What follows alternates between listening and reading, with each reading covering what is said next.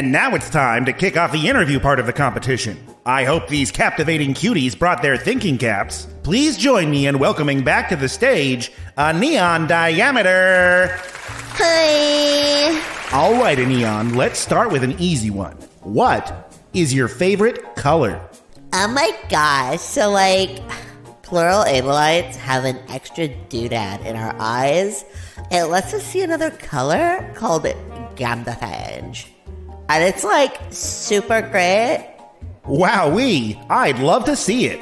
Yeah, but you can't though. I can. I was born a tetrachromat, so I can see gambaphage. I've been blasting my rods and cones for decades, Aspen, so I can see 3 colors that you can only see if you lift. And yeah, we get it. You're all special. I'm sure I could whip up a spell if I needed to, but I'm a little busy right now.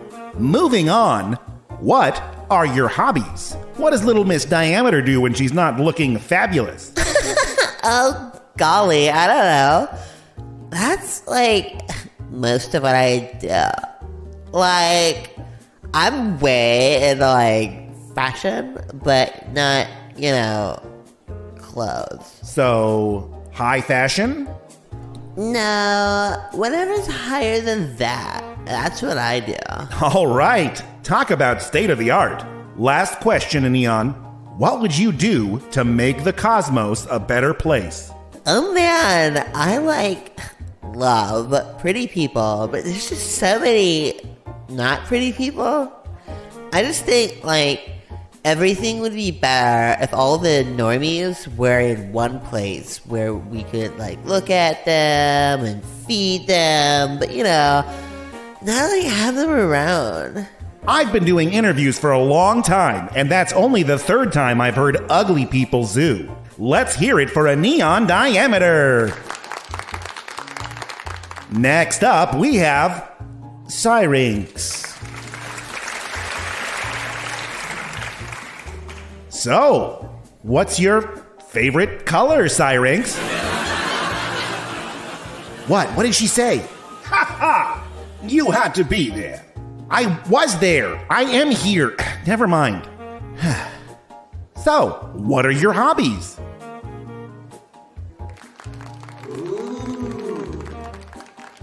And what would you do to make the cosmos a better place? Well, that was very... I'm just gonna read the room and assume heartwarming.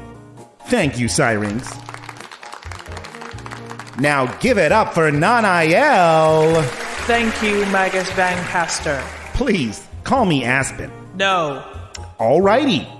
What is your favorite color? Or is there some kind of ridiculous angel color that only angels can see? There is, but my favorite is red. Ah, the color of the setting sun. Romantic. The blood of the impure seeping into the battlefield. I don't know what I was expecting. Well, what are your hobbies? For the better part of 2 eons, I have been the sword of the heavens and the wrath of the gods. I've really been into divine wrath in general, and wrath-related studies. Is that a hobby? It is the way I do it. Fair enough. And what would you do to make the cosmos a better place? Even the smallest act of goodness can tip the balance of the cosmic scales. Slaughtering a theater full of sinners, for instance. Be still, my heart. Thank you, Nanael. We'll be right back after these messages.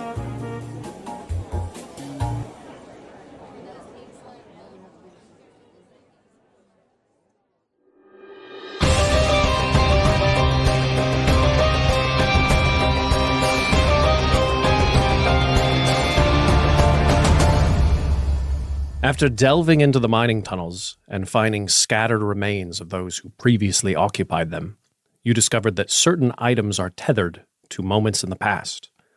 The beginning of the tunnel, the discovery of ore, the deaths of miners. Throughout your journey, there were several instances where knocking had been heard by the party. It seemed apparent that the knocks were a form of warning. But by whom, you do not know. This theory was solidified by a series of knocks that occurred just before a ceiling collapsed above you. Everyone, Make a dexterity saving throw. Do I still have disadvantage from being a big boy? No, the disadvantage was because you were about to knock your head. Natural 20 for Mr. Bad Dex. Nice. Mr. Bad Dex is my porn name. Got a 9. Was that a question? 21. Also a 21. Outstanding. Gaspar, Penny, Iavos, you were able to hear the crack and stand on the balls of your feet and prepare to jump out of the way as soon as you see the first pebbles falling from the ceiling. Wusha, you unfortunately have an indecision about which way to go and will take the full brunt of the rock falling on top of you. Wusha, you will take 7 bludgeoning damage, and the rest of you will take 3. That's what happens when I try to catch the rock with my tongue. After the dust settles, you notice a small fissure in the stone. With some prodding, 13 skulls roll out and into the tunnel, the hollow clack of the bones clattering around you. Most of the skulls have 3 to 5 inch holes smashed into their crowns. Even though they are featureless, you can't help but sense an expression of sadness and betrayal across their faces. It is clear the skulls were purposefully hidden in the walls of the cave, without the proper reverence and rites for the dead. Oh, is everyone all right? Doing just fine. I think I'm okay. Wusha might have taken a few of those stones for us. Where is Wusha? Hand is going to peek up underneath a pile of rock as he slowly disinters himself. As the rocks go crumbling off of him. Oh, I'm all right. I heard some sailors back when talk about the bone zone, but I didn't know that it would be this rough. Does it look like the cave is an immediate threat of continuing to fall on us? It does not. It looks as though there was perhaps some loose pieces of rock up above, and that is what collapsed. If you had to take a guess. Well, whatever caused that downfall also freed these poor souls. If only we had someone who knew a lot about heads. These souls may need guidance towards petitioning. I'll make it my full responsibility. Pick up one of the heads. May I make a medicine check to perhaps check for cause of death, as it seems to be uniform? You absolutely can. However, I'll let you know before you roll that when you pick up the head, your party and the cave-in disappears in front of you, and you see a scene of the following. I forgot to make Wusha lick it. Tongue this skull hole, please. Mouth fuck my orbital socket. I see one of these halflings. No, not a miner. He wears gold. He takes one of their shovels. Wait, why would he murder another one? Oh, he's after the coins. They never intended to pay them. You will now take 1 point of psychic damage. Emotional. What a terrible story. And then they hide the skulls of their victims in the very walls that they dug out. Sinister poetry indeed. Is there anything we can do for them to lay them to rest? Perhaps justice has to be done. If justice fails, I also have a ceremony on our way out that I can use to, at least in my own way, bless this place and forgive the tragic deaths of these poor souls. Perhaps we should do that ceremony outside the cave. If such a thing ever exists for us. Gaspar, are you interested in examining any more of these skulls? I made my skull bed. I'll sleep in it. How many are there? There are 13 total. Oh my gosh. I will inspect another one. And again, your party members disappear and a new scene, spectral in nature, unfolds in front of you. Just another miner doing his job. Fixing the wheel on that minecart. Oh no. It's that same armor. He doesn't see him coming. At least, the death was painless. The pick broke into his skull before he ever felt anything. And you will take another point of psychic damage as you relive someone else's murder. Well, at least we know the A stands for angry little guy now. If these visions are coming with a toll, perhaps we can choose to ignore some, understanding they're probably all similar in nature, or pass the burden on. Well, we should try to collect all of them so that we can put them at rest after this adventure. That probably requires touching them. I intended to carry this responsibility all the way through. Very well. Can we help you bear this burden, Gaspar? Perhaps a bit of healing at the end. This can be done. Just steel yourself against the dark visions you're about to experience. I've witnessed many murders. This just seems like a drop in the ocean. I will touch another. The rest of you watch your friend pick up one skull after another in rapid succession.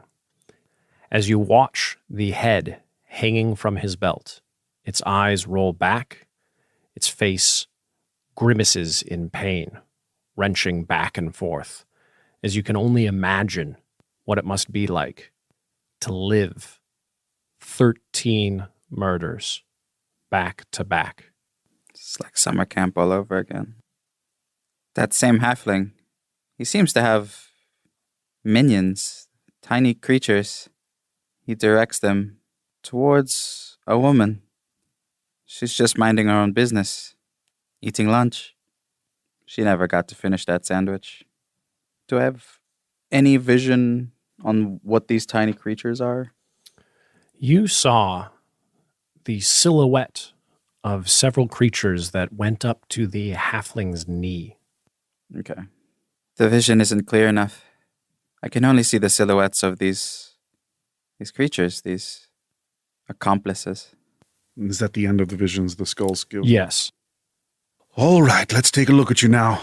Your body's been through a lot in response to this traumatic vision quest.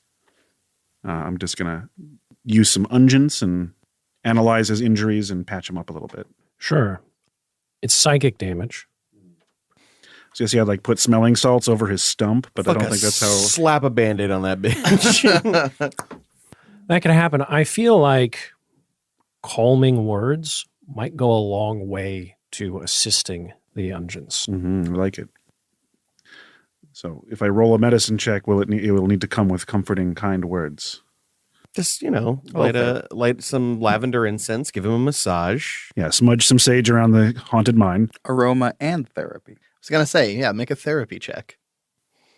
Dan, you're kind of blowing my mind with that thought. I think I might require that if you're trying to heal psychic damage or something like that you got to find a way. I was specifically going into it what would I do? Because I was like, well, I'm assuming his body is going to be suffering some trauma. So I was like, maybe I can rationalize healing psychic damage with that. But I like just having to do a little therapy. This is going to be more of a less physical damage and more moving towards exhaustion and muscle aches just from stress and having his body tense as 1, 2, 3. He's been in another body and stabbed, and a chisel through his head and his neck severed, which I assume brings up some bad memories.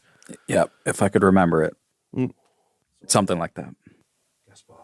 I know you've seen a lot of death in your life, but you're seeing from both the eyes of the victim and the eyes of the murderer. We will find justice for these lost souls. All innocent, all tricked. But do not remember this flavor. Please, I implore you. All death need not be so needless. And just for shits and giggles, I'll roll medicine with a guidance. 13, 20 dirty. And I have the healer's feat if you need a mechanical thing. That's super helpful. All right, so that is a total of 9 hit points recovered to you out of the 13 murders you lived through. Thank you, Ayavas. It's been my go-to to disassociate from the work that I do. But it's a bit harder when it's forced upon me like this. Well, like I said, it is a bitter flavor. Try to forget it. Let's move on from this grim scene. Exchanging glances with one another, you realize the only path forward is further into the pitch. I think if we're going to move on and there's a risk of more cave-ins, perhaps Gaspar could use his keen senses to help identify such dangers. And I can lay a guidance on your shoulder if you want to move ahead of the group to look for faulty beams or traps or whatever. I can hang back and watch your rear, Yavos. Gaspar, as you walk down the tunnel, you notice the echoes here sound slightly different than before. Here they are louder and more pronounced. Before you can generate a theory as to why, you hear a quick series of knocks. You tense, bracing yourself. But as no ceiling collapses, will you make an intelligence saving throw? That is 16. Okay. As you move forward, wary of what might be coming from above, your foot slips through the ground as if it wasn't there. Unable to right yourself, you begin falling forward before being swallowed by the stone. You're going to need to make a dexterity saving throw. With your 16 intelligence check, you are neither at advantage nor disadvantage. That is a 26. Outstanding. Woo. Mr. Rogue. The rest of you watch your friend fall into the ground as if it was not there. He's quickly able to spin and catch himself on the edge of the floor with half of his body, more than that, from his shoulders down, completely gone, blocked by the rocky stone. Right there, Gaspar. Just as I thought, a secret passage. Very good. As I make my deception check. Oh, okay, it was like a 14. You guys can decide whether or not you do that. Is there a letter? Maybe it rotted away over time. I don't feel it. Well, we can get some rope ready and help us head deeper into the earth. Passage or not, there are sinister illusions here to deceive us. This is new information. It is a shame that they took from me my lens. Everyone can roll an Arcana check.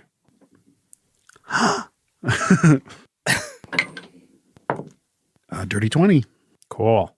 A whopping prestigious 11. Nice. Hey, I think there's magic here. I got a nat 1. Awesome. A 13. Okay. Iavos, the terrain in front of you is hallucinatory. Devious illusions indeed. Do I know generally how large that area that covers? Yeah, you're able to gauge that it goes to the sides of the tunnel and about, I believe, 30, 35 feet forward. So there's probably a big pit down there. One of the reasons you're able to discern this is the floor seems a little bit out of phase, as though it's a couple millimeters, inches off from where it should be, and it flickers in such a way that lets you know arcane. Gotcha. It's like watching something at like 22 frames a second. Yeah, it's just a little bit off, and you're a little attuned to picking up that kind of information. Well, I don't think down is our first choice, if I had to guess.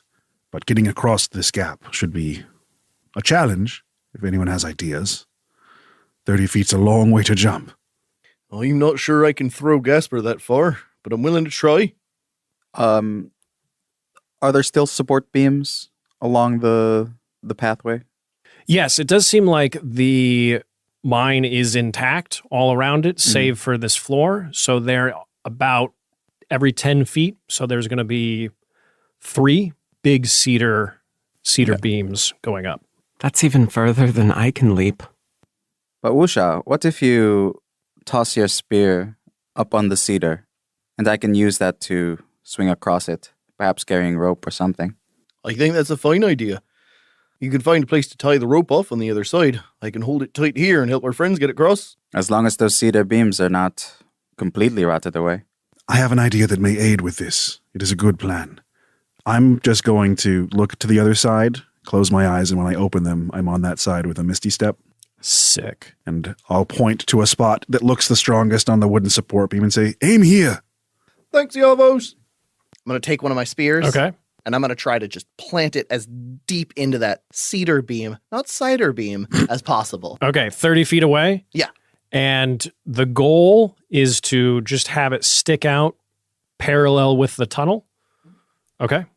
All right. Let's see if I can do this. It's outside of my standard range, so I have disadvantage on this. That is going to be a 13 total. I'll say a 13 can hit. Sweet. I mean, you're used to, correct me if I'm wrong, throwing spears at things that are moving. Yes. Wonderful. This is just standing still. You can absolutely do it. If you'll just do a quick strength at advantage to see how secure it is. Pretty secure. That is a 22 total. Okay, great. You can see, Iavos, the head of the harpoon is more than halfway in there. It's going to support some weight. My intent then is to cast a mending on the beam itself to close around the harpoon and make it even more secure. Also sick. And I think Gaspar and Penny are probably both nimble enough to go across his chain because he has phantom chains that are attached to his spear. Ooh, I didn't know that. I'll definitely use the magic in Ebb to like manifest those chains. Well, but that doesn't get you through. So if you have a way back, then sure. I've swung from plenty of riggings in my life. I can sort this out. All right, then just don't drop Penny and me. Ain't never gonna happen.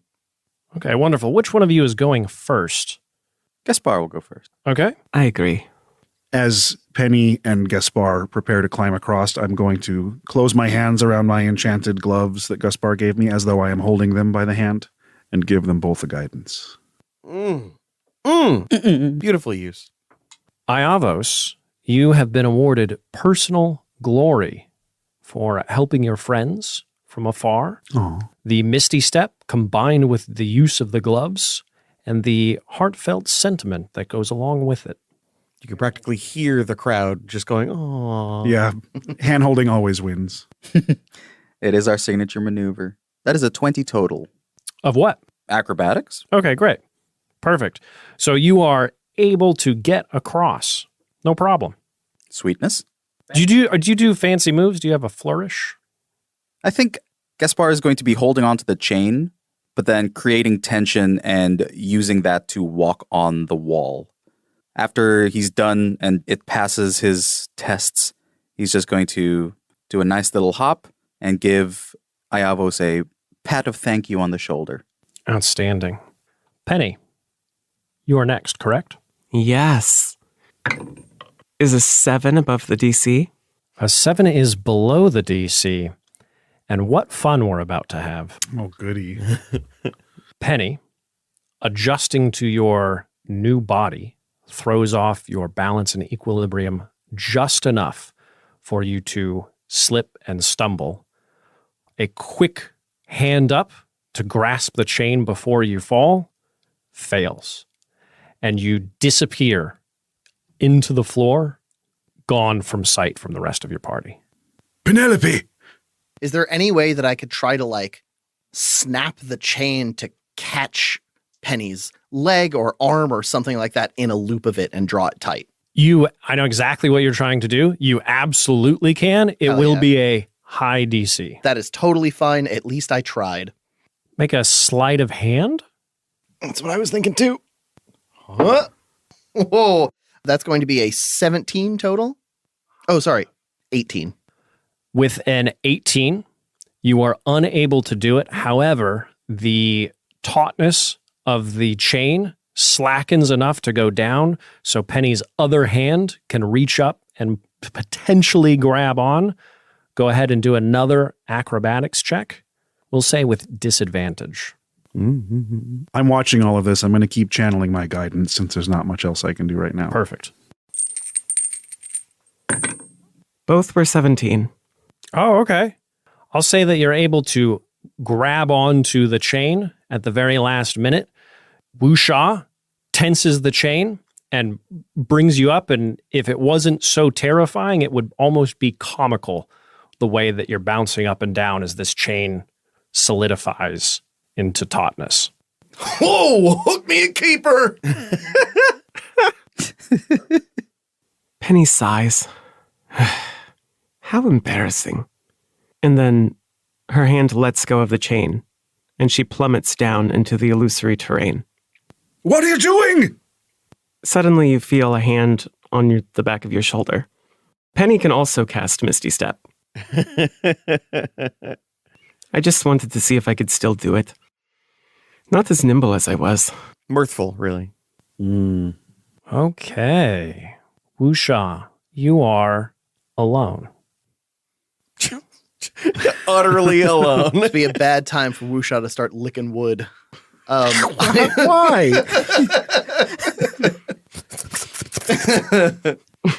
I am going to back up about 10 feet.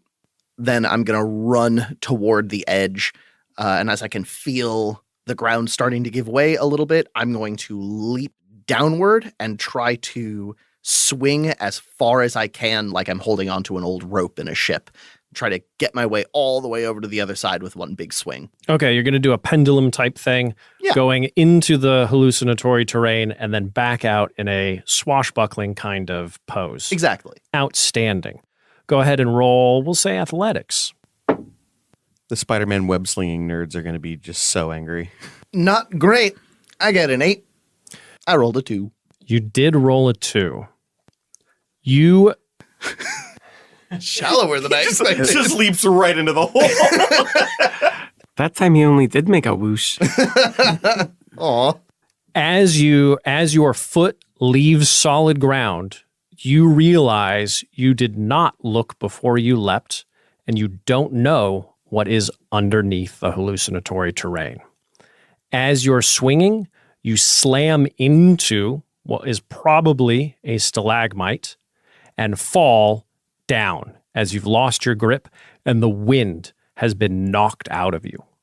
Struggling to take a breath, the change in smell has become incredibly apparent. Bile and sick flood your nose and mouth. It is all you can do to hold back your gag reflex. You look up and see a pair of eyes staring back at you. Slightly to the left, another. Slightly to the right, another. Gasping for air, you attempt to push up and stand up, taking a full view of what is in front of you.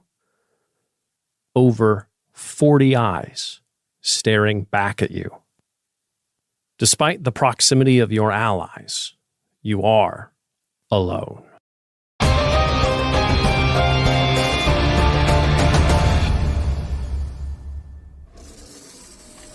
Hey, Dirk, B-Rad Bradley. Hi. Dirk, I represent a local media concern, and I gotta say, the word on the street is the brass at EXPN have not been happy with this absence of yours. Well, gee whiz, Mr. Haircut, I guess I'll just unstab myself. You see, that's the kind of thing we need more of. You doing your job, but on live scry. Look, I've been trying my dingus to get vertical enough to get back on that slap and tickle grind with my main man, Rusty.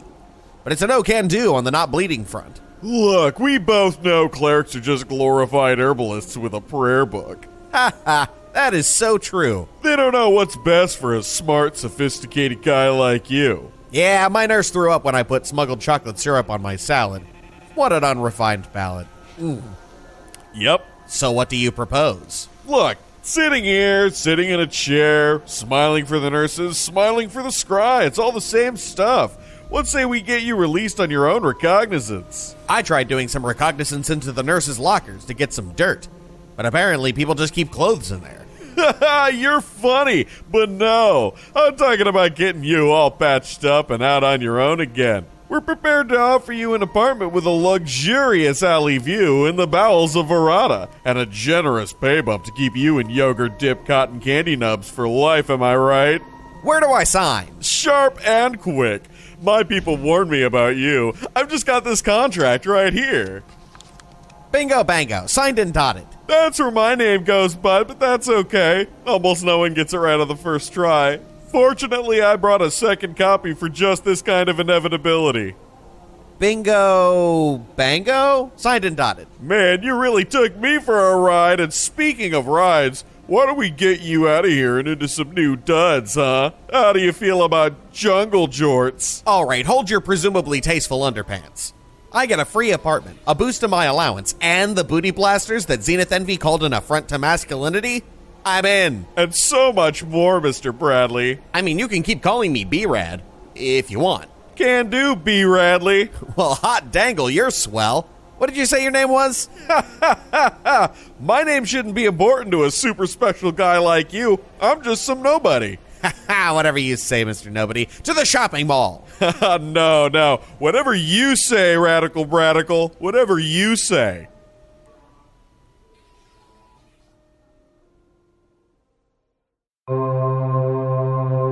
We're about to witness a planar phenomenon, a keyhole between worlds that only marketing can penetrate. Join me as we glimpse into the adverse. If you're searching for traps or you fall down a hole, never take a quest without your 10-foot pole. New from the makers of 10-Foot Pole, it's 12-Foot Pole. Get yours today. Hey, LU cuties. When a Zach and a Law love an idea very much, sometimes they get together and make a podcast. First and foremost, I want to thank you all for your support, even if that just comes in the form of listening every week. I won't pretend there isn't more you can do, but I don't want that to undermine how much I absolutely appreciate even just tuning in on the regular. You're the best. If you've been listening for a long time, you're going to notice some changes in the near future. After over a year of work and planning, me and Zach are moving the podcast to the Acast platform as one step of our future plans to keep the content coming for a long time. What this will mean is you'll start hearing some new ads during the show, and the kind that we don't make ourselves. These are called dynamically inserted ads, which is something Acast does automatically, and it helps content creators like us get money for ads that we would never have been able to get on our own. So I know more ads isn't the best thing in the world for your listening pleasure, but I hope that when you hear them, you'll think about it as a sign of our success and helping our future. Plus, many times the ads you hear can honestly be quite helpful. But we won't stop bringing you our own unique baked-in comedy ads, and whatever else we can get our sausagey little fingers on. Another thing that keeps us going is the Patreon, where listeners like you can unlock a big wet boatload of D&D content for your home game, bonus audio, and so much more. Our highest level patrons can make characters to become part of the show's meta, or be assigned to the legendary midroll teams to be mentioned weekly. Our current legendary midroll teams are the Titans Rise, the Twilight Concord, the Ceaseless Horde, and this week's featured team, the Forgotten Legacy, with Wagon, Insanity, John Reinhardt, and Daryl. To get a personal message on the show or have a possible advertising opportunity, reach out to admin at slapdashstudios.com. Be sure to follow us on Twitch at slapdash streams for Monday night live LUQ premieres with Dungeon Mistress Dana. Wednesday nights are me and Zach's Pokemon Nuzlocke challenges. And starting June 8th, we'll be taking a short break from the Nuzlocks to bring you Undermile, the Vanguard Below the Garden, an epic 4-part fantasy adventure run by yours truly, where I'm joined by some of the fantastic players of Slapdash to tell the tale of Undermile and raise money for Hazel's House Pet Rescue. The players are taking the roles of small animals who serve and protect the code of the farmland and the divine crofters in a grim but wonderful world. Check out the trailers and more info on social media or the Discord, which you should join. And while you're there, say hi. We really look forward to seeing you. But that's enough out of me. Let's get you back to the battle axis.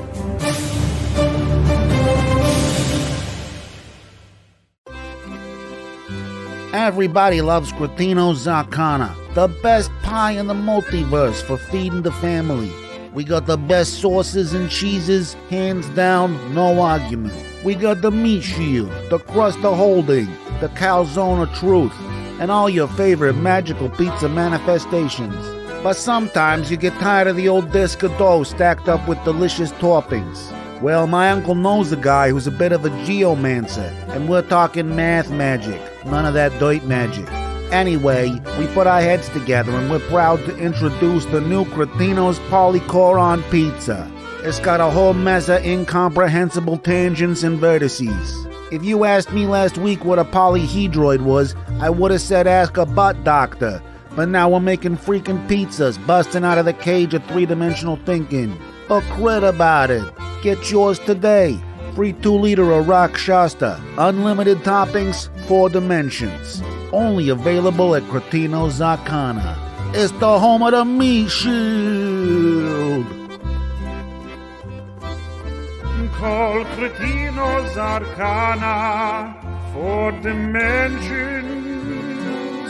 We make pizzas with math like polytops. Sure, that sounds good.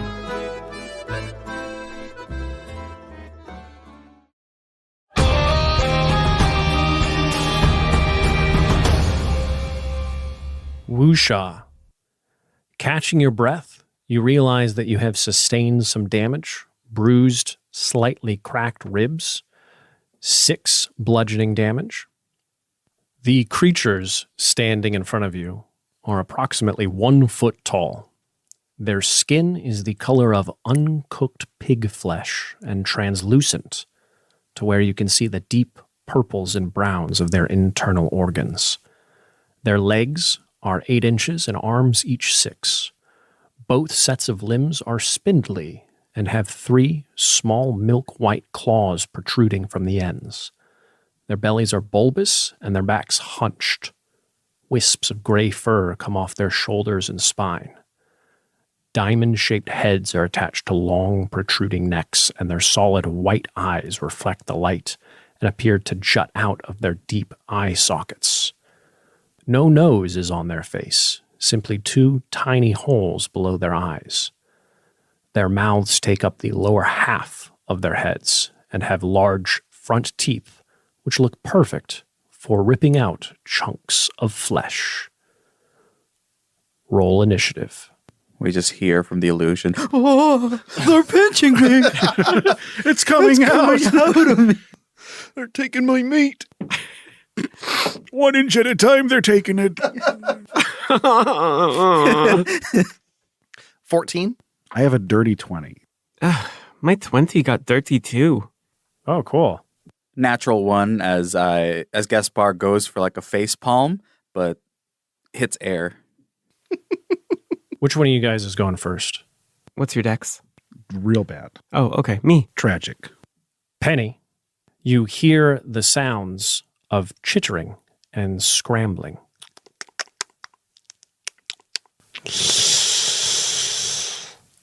And the gasps of your friend Woosha as he attempts to regain his breath. Is he still hanging on the chains? Like, are the chains taut? They are slack. And I hear him. Yes. Oh, here we go. That sounded like a stalactite on someone's balls. Penny is going to run and mirthful leap off the edge towards where she hears Woosha. Into the hallucinatory terrain. Into the terrain. Outstanding. Go ahead and make an athletics check.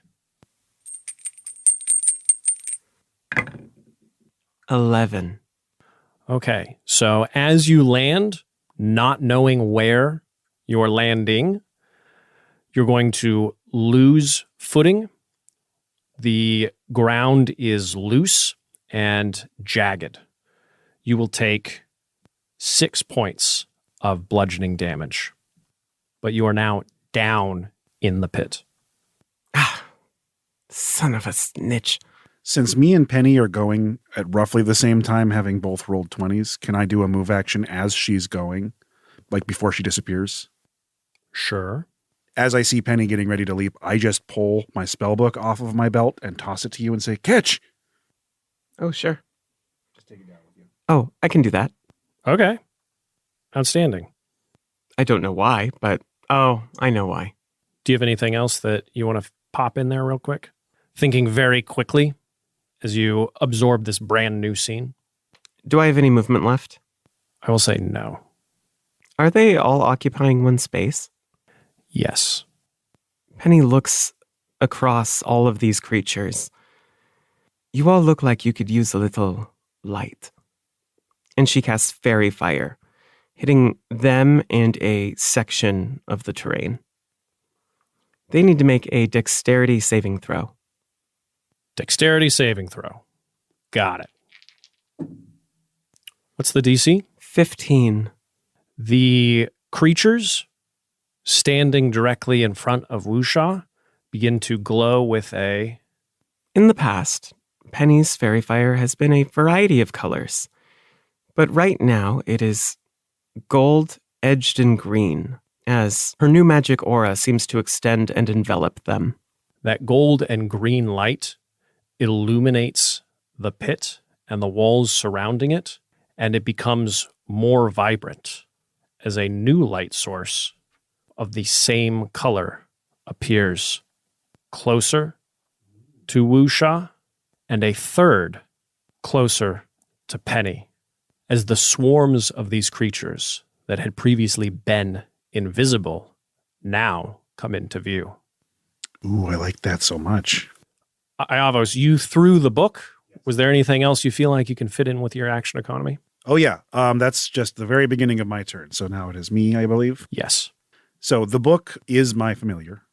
It comes to life, and its eye opens on the cover, and one of its leather straps wraps around Penny's belt, hanging of its own accord. And as the eye opens, Iavos' eyes go white, and I now see through the eyes of my familiar. And I have a view of the inside of the pit. Sick. Seeing that Wusha's down, Penny landed rough, and they're surrounded by lots of what in my head I'm picturing as a swarm of naked mole rats, even though I know that's not fully accurate. That's what I had too. You are not far off. If you picture a naked mole rat with like long limbs. And like mixed with a jellyfish and that it's a little transparent, like just a little. Well, I think right when they're babies, they're weirdly translucent. Mm-hmm. So like they're a like spider baby. Yeah. So yes, naked were-mole rats. What a fucking nightmare. Yes, if you picture these creatures as not needing melanin because they are underground, that's why they're a little translucent. So for my action, I'm going to lock eye, as it were, with the spot between Wusha and the swarm. And from there, I'm going to manifest a 3rd level Reap and Sow spell. Ooh, I don't know that spell. That's not in my book. What does Reap and Sow do? So I need all of the creatures within 10 feet of that isolated spot, which falls just short of Penny, enemies specifically, to make me a Constitution saving throw, the DC of which is 14. Got it. DC 14. 3 swells of these creatures will be making Constitution saving throws. Wonderful. Here's a quick question. Anyone who's standing there or any creature that you can see? It says each creature of my choice, which leads me to believe I would need to be aware of them in order to choose to target them. I would rule that way as well. These 3 swells of these creatures will roll Constitution saving throws. Wonderful. 2 of them succeed, 1 of them fails. All right. The group of them is going to take some necrotic damage, and Wusha, you can spend 2 hit dice plus your con mod to recover hit. Oh, 2 hit dice. So good. I cast it at 3rd level. Oh, thank you. Is it like spending hit dice? Do I add Constitution modifier to each one or just to the total? It is exactly like spending hit dice in that they're gone for the day and Yeah. you add the con mod. To each roll. Fantastic. Oh! That's double 10s right there. Jeez I Louise. got 24 health back. That's why they call him Max, everybody. And what happens to the bad guys? The ones who failed to save are going to take 13 necrotic damage, and those that succeeded will take 6. Outstanding. And if there happens to be any non-magical vegetation in the bottom of this mining hole, it will wither away. There is... roll a perception check through your familiar's eye. I will most certainly do that. 13. You can see a little bit of lichen on the edge of the pit, and that shrivels up and turns brown and crumbles to the floor. I'm liking that. That's your turn? That is the end of my turn. Outstanding. They are going to go. Oh, I don't like that. The one that is closest to you, which Penny revealed with Fairy Fire, is going to move forward into your space and attack. Does 19 hit your AC? Since my AC is 16 right now, absolutely. Okay.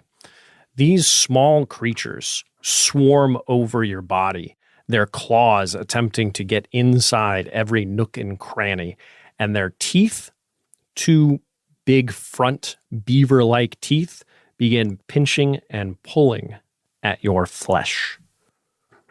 You will take 11 piercing damage. My crannies!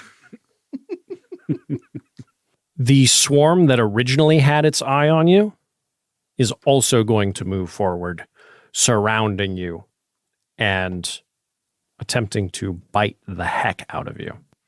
Bring it on. They're so nasty. Nasty little soft pink babies.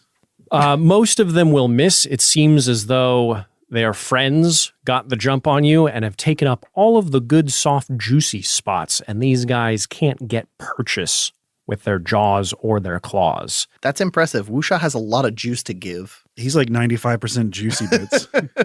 The third swell is going to move towards Penny.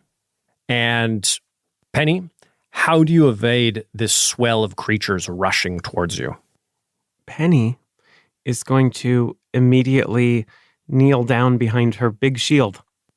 This throws them off. They are uncertain how to handle this situation, and anyone watching would think, why don't they just go around? They are singularly focused on moving forward towards you. They don't have object permanence. Yeah, this these is a dumb babies. peekaboo scenario. Yes, they are not as bright as some of the other creatures you've faced. Well, now that they're on fairy fire, they are. This is going to make it Wusha's turn. Wusha is going to stand up and flail his limbs around and shout out, "Get off of me, you crayfish!" He's going to stand up from prone, first and foremost. Then he is going to, with the chains manifested on his spear, pull down as hard as he can to try to get it to, pop down to him. Then he's going to go to town on these things with his spears. Okay. You would like to pull your magic spear, which is currently embedded firmly, and then mend it around onto the cedar crossbeam. I know what I'm about. 25, 30 feet away. Hell yeah. Go ahead and roll a athletics check to dislodge it. You've lifted enough anchors. Right? Cave us in. That is going to be 16. I'm going to say no. All right. Or it does break free and there's a cave in, which crushes all of us to death. You're all coming down with me. With a 16 total not doing it, I'm going to grab Flo off my back, I'm going to pull my not magic spear free, and I'm going to try to swipe the ones that are on my body off of me with it. Okay, just do kind of a push sort of. Yeah. Okay. Get them off. I can smack myself around a little bit. I've taken it. Yeah, do you want this to be like a dodge action kind of thing that you're doing, or more aggressive? More aggressive. I'm trying to attack him. Okay. All right, go for it. It's like a toothpaste commercial. He's a giant tooth and they're cavities. And Yes. This is a toothbrush. Oh, that's not very good. 15 total? 15 will hit them. Fantastic. These ones have taken damage, yeah? All of them have taken damage, yes. Sweet. Love it. I mean, their skin was described as near transparent. I don't imagine they're that resilient. That's true. Fingers crossed. I do get to do extra damage to things that aren't at full hit points, though. Mm-hmm. The tiniest colossuses. Okay. So that'll be D6 from my spear plus D8 from Colossus Slayer plus 3. That's going to be 12 damage total. And do I get to make a second attack, or did trying to pull my spear down count as an attack? We'll say you can make a second attack. Oh, sweet. There, you have cleared off the majority of these guys. There's 2 hanging on.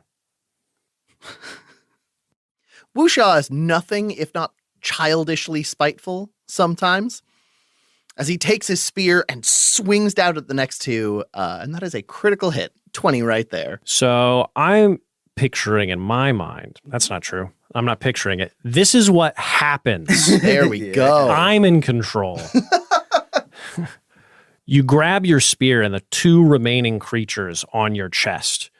You are able to scrape off and fling against the very same stalagmite that you ran into earlier.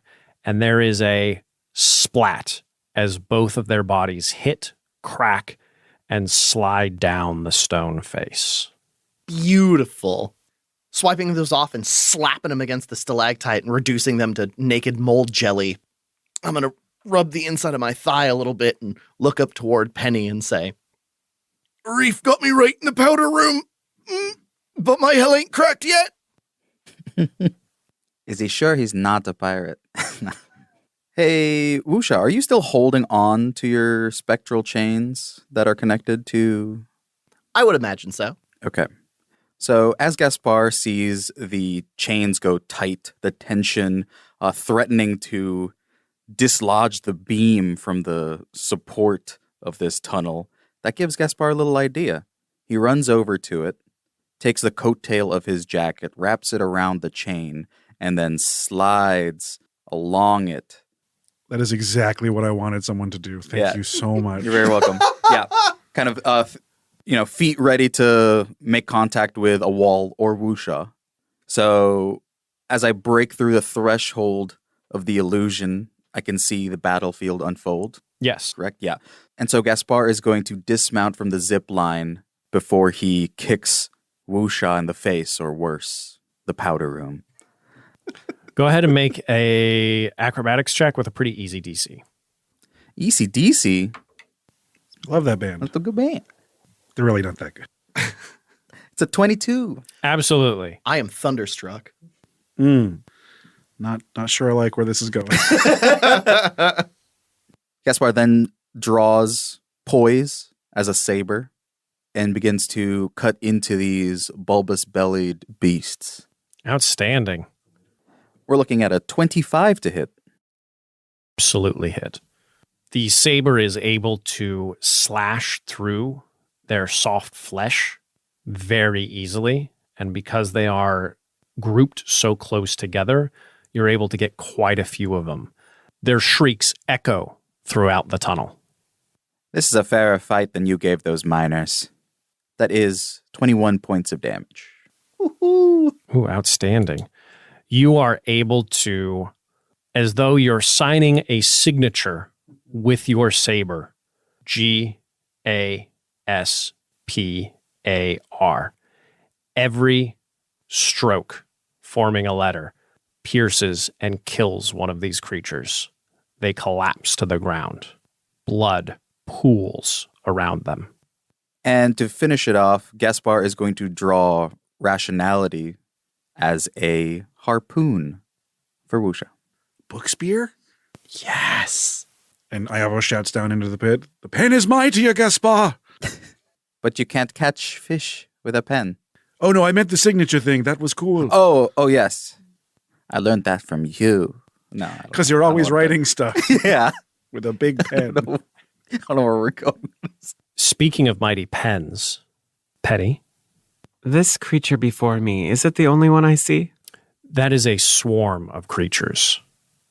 Excellent. Penelope dips the tip of her blade in the fairy fire, and flames crawl up it, but not merely highlighting its edges. No, it is a flame in gold and green hues. And she strikes this creature, casting green flame blade.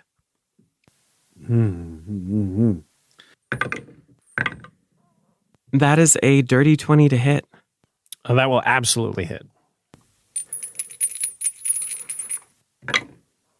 This creature takes 13 points of piercing and fire damage. The creature next to it takes another 9 points of fire damage as the flames crawl and leap to it. The swarm of creatures behaves as one for these purposes. Okay. So that, unfortunately, that 13 points is all that's going to happen to this swarm. Fair enough. Unfortunately, only 13 points of damage. The swell of these creatures is much smaller, but still standing with bloodlust in their eyes. Iavos? Okie dokie. Well, there's only one target that can be seen. And now that the shield is out of the way, the book has a clear view of this horde. I'm going to continue with the Bernie theme of the wonderful emerald fire upon the enemy and the blade. And from the eye of the book, out comes a green firebolt just to slam this horde right in the kisser. Wonderful. Rolling with advantage from the fairy fire. Critical. That's actually a 19 and a 20, so that's pretty baller. Law, would you like to paint a word picture of how these creatures are affected by your first firebolt? The burial rite of the mass cremation is rare, but not unheard of, as a pillar of ash simply crumbles to the ground, forgotten by time and history. Perfect. At that point, you hear a very loud creak. And it's just my hips. And one of the cedar planks spanning the pit falls in between Penny and Gaspar and Wusha, and stone falls down on you, followed by the sound of giggling. Penny, Gaspar, and Wusha, please make a dexterity saving throw. And I stood up from prone, right? Yes. 9 for Wusha. 9. Gaspar. 22. Perfect. 12. 12. Gaspar, do you have an invasion type situation? Not yet. My only reaction to this is instantaneously I can summon my familiar to my hand. And it's not that I want it out of harm's way. I just need it back so I can help them in case they get buried under the rocks. There's a big whoosh as this book leaves your side, Penny. Oh, I rolled terribly. Yay. So, Wusha and Penny, you're going to take 5 bludgeoning damage, and Gaspar, 2. So as rocks fall and everyone's mildly inconvenienced. Well, there's definitely a crack, giggle, giggle, giggle, giggle. Aww. Do you hear the disappointment of these creatures as the rocks did not fall the way they intended? With that, you become instantly aware that there are more of these creatures around. So, Penny, around you, you can hear the sound of tiny, tiny clawed feet landing next to you, and you can feel invisible limbs attempting to get at you. They do not make purchase, and you can hear small clumps as they land next to you, unable to bite into your flesh. Gaspar, however, is not as lucky. They're using so much teeth. They're making it so dry. So, it was a crit. Yeah. 4d4 plus 2. I rolled a 4 every single time. Oh no. The Ayavo special. Yeah. Gaspar, small creatures land on top of you and immediately become visible to your compatriots. What they are able to see is a flash of teeth, immediately followed by squirts of blood, as every one of these creatures is able to sink its teeth into your tissue and rip as you take 38 points of piercing damage. Mamma mia. Oh. Ow. Gaspar is going to use his reaction to uncannily dodge, which is basically before they can interlock their teeth to complete a full chunk of flesh in their mouth. Gaspar will do what anybody who runs into like a spider web without knowing will do, and will flail reflexively, causing them to get launched off of him just in time, but the teeth will still dig in and scrape and take a bit of flesh as they are flung off of him. Everyone else is able to see these small creatures, their limbs flailing around you while their jaws are still clamped on your skin. So I'm going to have that damage. Outstanding. You said 38? 38. Oh, no, I did the math wrong. It should be 36. So it would be 18. Every little bit counts. Wusha, it is your turn. Did the fallen beam have my spear in it? That was not the one that fell. The one that fell was in the middle. Your spear is on the other side. But did it break his spear free because it would have had to hit the chain in order to land in the pit? Oh, sure. Wusha, roll a D2. Heads, it falls out. Tails, it doesn't. Do you have one? Oh, thank you. All right, I'm going to flip a die coin here. A 1. Okay. Your spear is still embedded. Damn it. The chain was not taut enough for it to yank out. Damn it. Well then, with my spear still trapped, Wusha is not the smartest person in the world or the smartest Goliath in the boat, but he's definitely not going to risk another collapse. So I'm not going to try to tug it down. I am going to keep one hand on the chain. I am going to turn to the group that's harrying Gaspar. Flow in my hand. I'm going to go ahead and chuck it right at him. Go for it. That is looking like a 20 total. That will absolutely hit. Fantastic. And these ones have not taken damage yet, correct? Correct. All right. Since I'm throwing, I get bonus damage, so that is going to be 10 damage total to them. Okay. That looks like it wipes out about half of the ones that are troubling Gaspar, with him being able to flail and knock a bunch of them off. They all sort of hit against the wall, landed, and you were able to get them in a line. Sweet. As I lance that spear forward and splat a bunch of them, as I draw my hand back, I'm going to graze it past the spear that Gaspar has ready. I'm going to pull that one back, and I'm going to give a second throw. Wonderful. That is going to be a 21.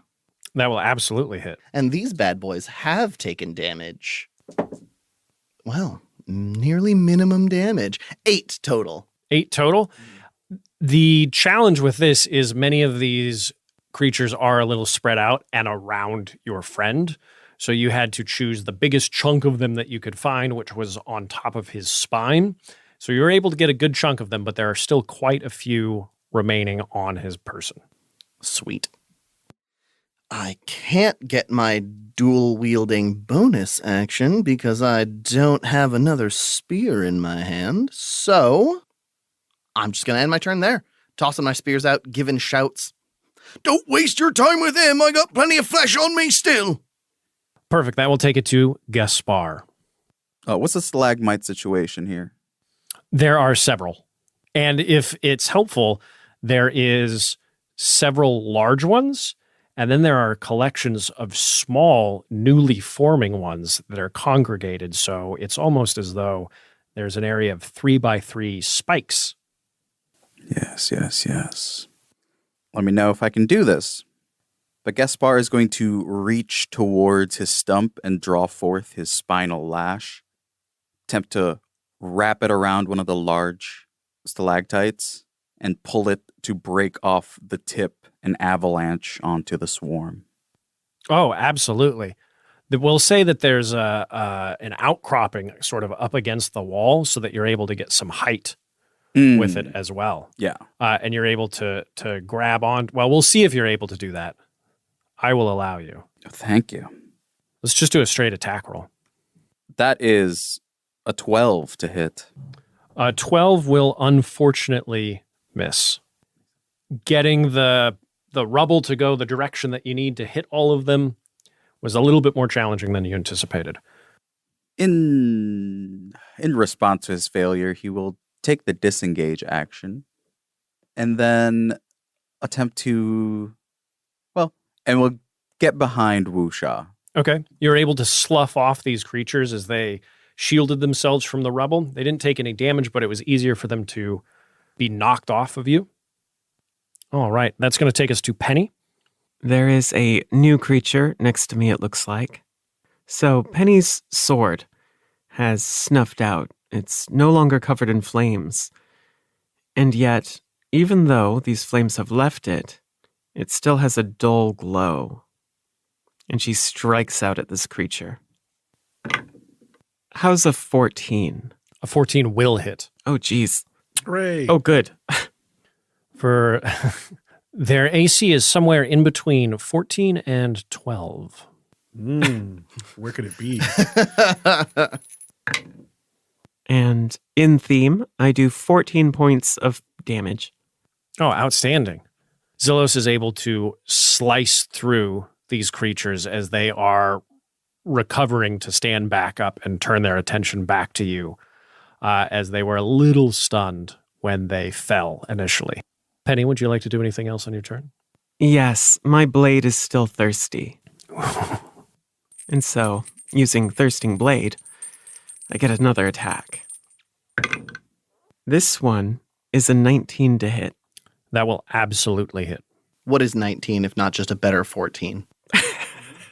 14 with a roof. This one does 10 points of piercing. Okay, just as before, you are able to slice through a large chunk of these, and several of them are still standing and uncertain of what to do next, would be the best way to describe their current facial expression. Iavos. So Iavos has once again lost view of the battlefield, having summoned Opus back to his hand. So he's going to lay down flat in a supine position, lowering his hands down into the pit, holding his book like a camera that he's looking at the lens through to get a view of the battlefield in a most ridiculous and not impressive gesture. Can I see through the illusion having the dangle view? Yes, absolutely. The illusion is paper thin. Is paper thin. Wonderful. You've done a very lovely job at lining up these two groups of enemies for me. So issuing forth from the pupil of the eye of the book, a 30-foot line of acid gushes out as I cast a caustic brew in a straight line. I'm not going to modify this one because I'm going to save it for later. But they both need to make me dexterity saving throws versus my spicy hot juice line. Okay, one of them will absolutely fail. I'm assuming the other one does, but what is the DC? My DC is 14. Both of them will fail. Wonderful. Yeah. Hit him with the grandpa juice. My good grandpa juice is double threes. So they take 6 damage each. And since they failed to save at the beginning of their turn, they take another 2d4 acid damage. Awesome. I had to check and make sure it was at the beginning of their turn. It certainly is. Go ahead and roll the 2d4. There was only one thing you could roll that would make them still alive. Well, the first one was a 6. The second one was a 7. Outstanding.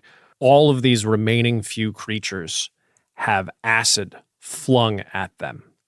Their translucent bodies begin to melt away, leaving tiny, almost bird-like bones behind, which then in turn soon melt into nothingness.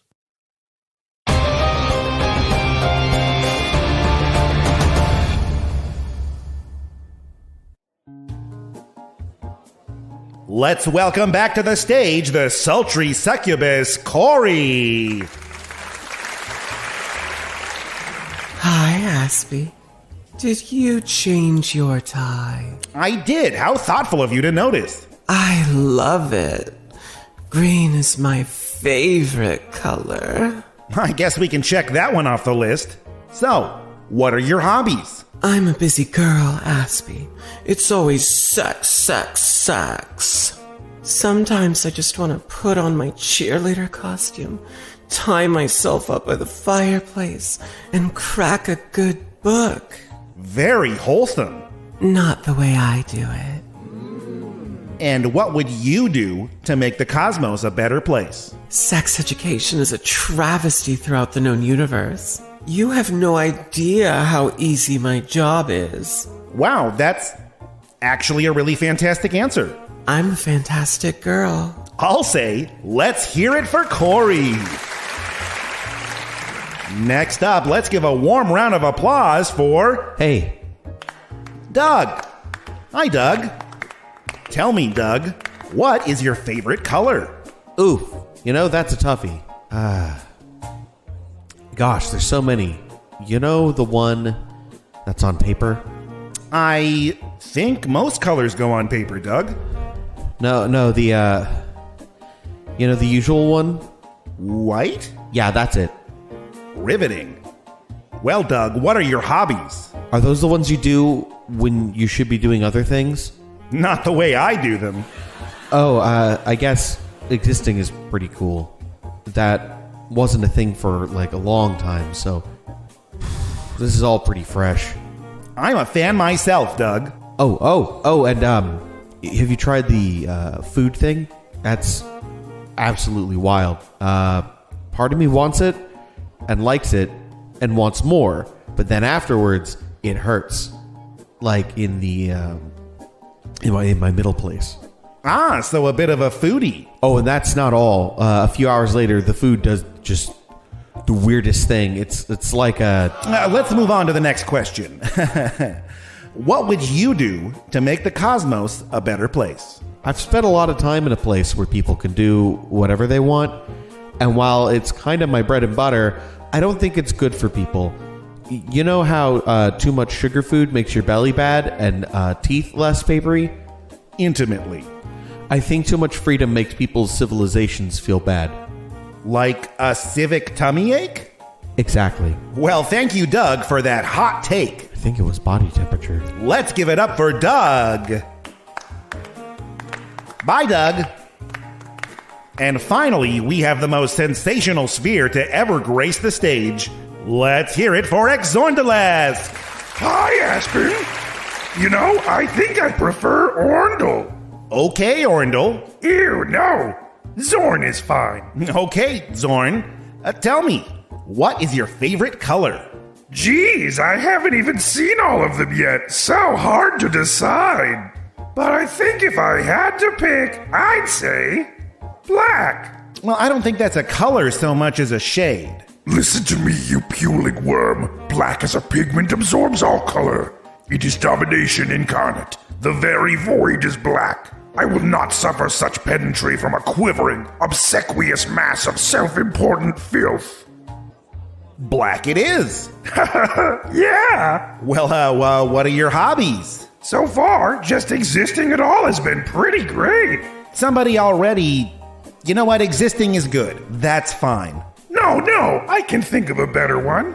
You know when your eye rolls back into your skull, and within the vast incomprehensibility of your own mental void, you can see all possible outcomes? So you home in on all possible threats, and then conjure the means to exterminate those threats, turning them against each other in a cruel, vindictive ballet. I know exactly what you mean. Good, that! And what would you do to make the cosmos a better place? I wouldn't change a thing. But if I absolutely had to, I would bend the will of all life to serve me as the overlady of new cosmic order. Hot damn. Total cosmic domination, that's a new one for me. Well, folks, now you know the hearts of these ladies. And Doug, let's take a closer look at the parts that matter. Stay tuned for Evening Wear and everyone's favorite, The Talent Show.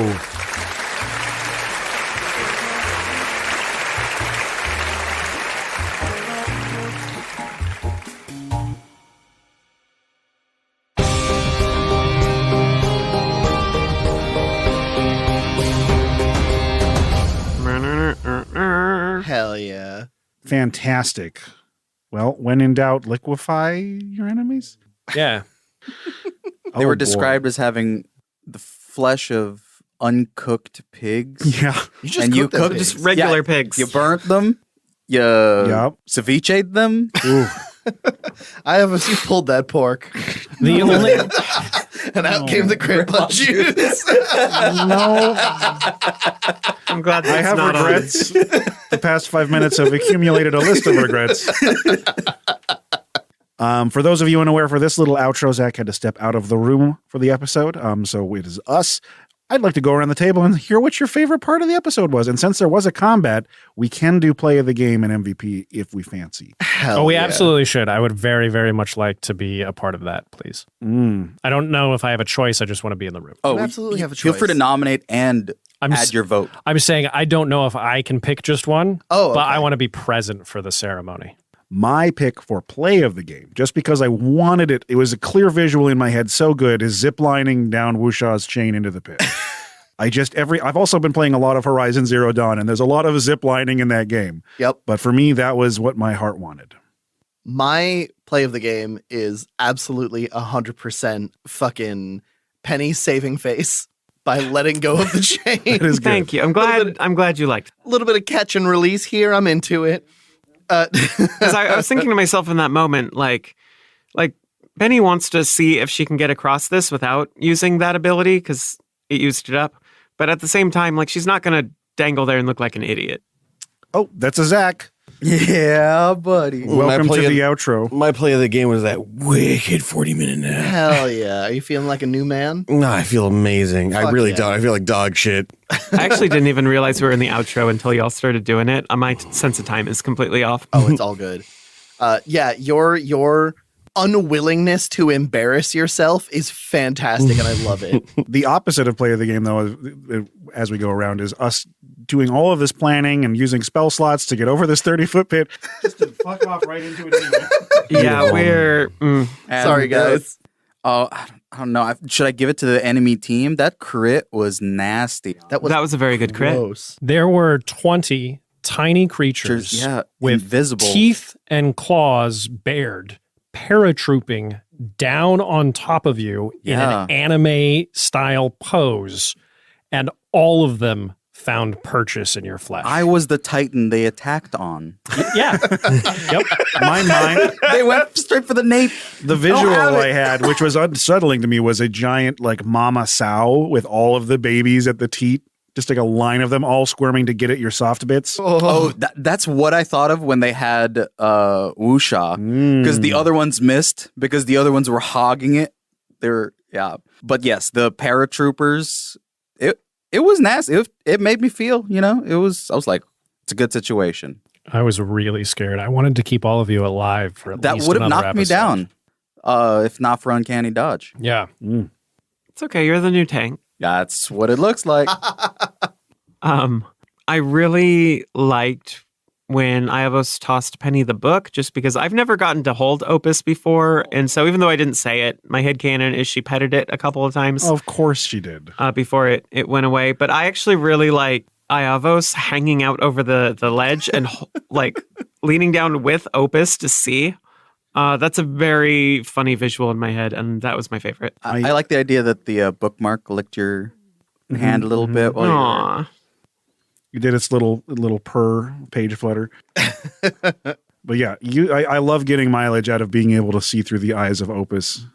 That was my favorite part. What I was really hoping for when I was designing this was that someone would peek their head through and see, the untold horrors that lay before them, and there would be some kind of scene there. This exceeded expectations. Oh, my understanding of it was that it wasn't that thin, because I had fallen through it, like my bottom half, but that's where my head is.